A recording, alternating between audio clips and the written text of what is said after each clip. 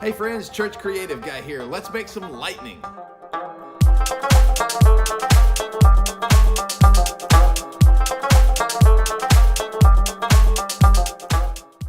For this project, you're going to need paper lanterns in white. You can get all different sizes, but I recommend you stick with round. Fishing line, I recommend 50-pound test. Something to cut the fishing line. Spray glue, as high tack as you can get. You'll also need some polyester fiber fill. I got this box at Joann. It looks like this. Now, if you just want to make the cloud structure without any lightning effect, then those materials are all that you're going to need. But if you'd like to add the lightning effect, you're going to need these additional items. This NTEC ODE or Open DMX over Ethernet, this allows your computer to talk to the lights via Ethernet cable. This 24-channel DMX decoder, this receives the signal from the blue box and tells the lights what to do. This 360-watt DC power supply to power the decoder. Make sure you do your calculations correctly to know how much energy you're going to need for the lights that you have, because we want to be safe. The LEDs I'm using are RGB, red, green, blue, which means they needed 4 wires, 1 for power and the other 3 for control. That's why I use this wire to get from the decoder over to the lights themselves. I have all this stuff on a truss because it was a semi-permanent install, but depending on where your installation is, you could have all the technology on the ground. Just make sure it's adequately blocked off so that people who aren't supposed to get into it don't. You'll need these RGB LED strips.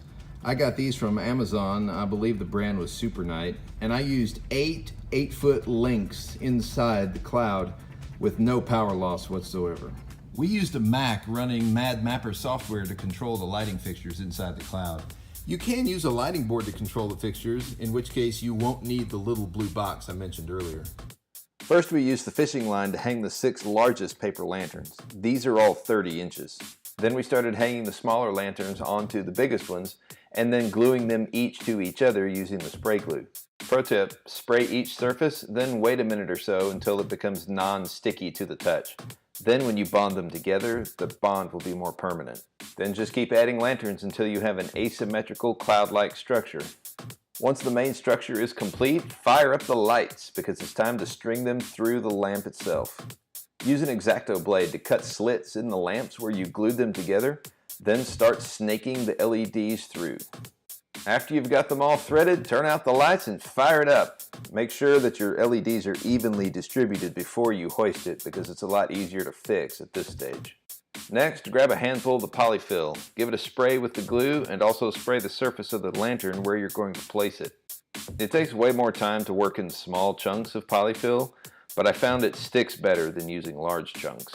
At this point, give it a rest overnight and let the glue cure. That way, if any of the glue fails in the structure or in the polyfill, you've got time to fix it before you hang it to its final location. When you're satisfied with how it looks, hoist your cloud, fire up MadMapper and turn it on sound active mode, play some thunder sound effects, and watch people stand in slack-jawed awe. This lightning cloud was built around the theme of Permeate, which was our youth group's summer theme in 2017. I hope you enjoyed this video on how we made it. If you have a question or a comment, leave it below. Make sure to hit like and click subscribe, and as always, pray for creativity and may God get the glory.